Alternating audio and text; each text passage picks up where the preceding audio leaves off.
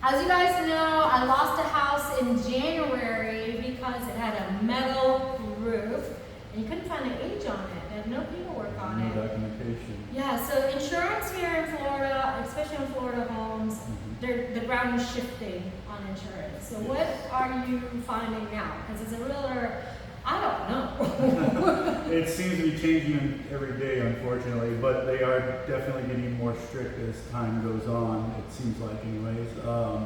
So most providers like to see the roofs no more than 10 to 15 year old, just depending on the provider.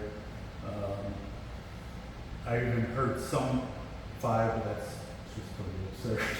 5-year roofs? Yeah, I've For never Florida? seen it. I've heard it, but yeah, it's just.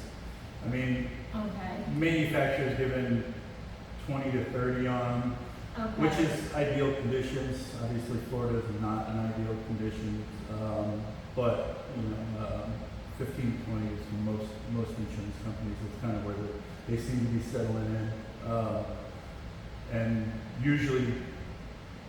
So we used to tell people 5 years, 4 points in wind mitigation inspections, that's what they're good for. But it seems more and more on the 4-point side where they're liking to see them updated every year. Oh boy, okay. So every year on that. And we would just recommend getting them every year, just so you know you can do your best to try and keep that policy as low as possible.